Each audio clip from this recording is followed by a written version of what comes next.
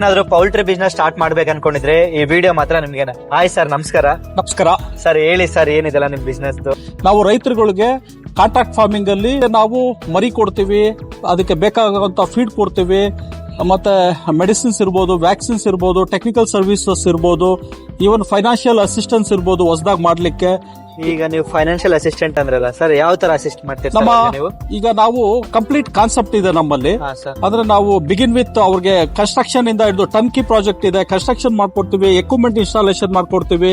ಏನ್ ಅವರು investment 75% bank loan ಹೋಗ್ಬೋದು, 25% ಫಾರ್ಮರ್ ಇನ್ವೆಸ್ಟ್ ಮಾಡಬೇಕಾಗುತ್ತೆ. ಆ ಫಾರ್ಮರ್ ಇನ್ವೆಸ್ಟ್ಮೆಂಟ್ 25% ಅಲ್ಲಿ ನಾವು ಕೂಡ 25% ಅವ್ರಿಗೆ ಸಹಾಯ ಮಾಡ್ತೀವಿ.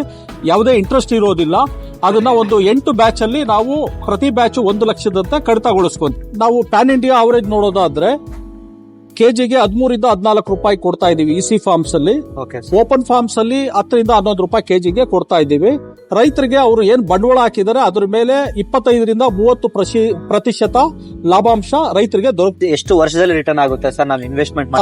ರೈತರು ಇನ್ವೆಸ್ಟ್ಮೆಂಟ್ ಮಾಡಿರೋರು ಸರಾಸರಿ 3 ರಿಂದ 4 ವರ್ಷಕ್ಕೆ ಅವ್ರಿಗೆ ರಿಟರ್ನ್ ಸಿಗುತ್ತೆ. ಮಾಡ್ತೀವಿ. ಈಗ ನಾನೊಂದು ಮೀಡಿಯಂ ರೇಂಜ್ ಸರ್, ಆ ಕಡೆ ಸ್ಮಾಲ್ ಅಲ್ಲ, ಆ ಕಡೆ ಐ ಅಲ್ಲ, ಮೀಡಿಯಂ ರೇಂಜ್ ಅಲ್ಲಿ ಸ್ಟಾರ್ಟ್ ಮಾಡ್ಬೇಕಂದ್ರೆ ಎಷ್ಟು ಇನ್ವೆಸ್ಟ್ಮೆಂಟ್ ಆಗ್ಬೋದು ಸರ್ ನಿಮ್ ಪ್ರಕಾರ? ಮೀಡಿಯಂ ಕನಿಷ್ಠ ಒಂದು 10,000 ಮಾಡೋದು ಒಳ್ಳೇದು. ಇಸಿ ಇದ್ರಲ್ಲಿ 10,000 ಮಾಡ್ಲಿಕ್ಕೆ ಒಂದು 45 ಲಕ್ಷ ರೂಪಾಯಿವರೆಗೂ ಖರ್ಚು ಬರುತ್ತೆ.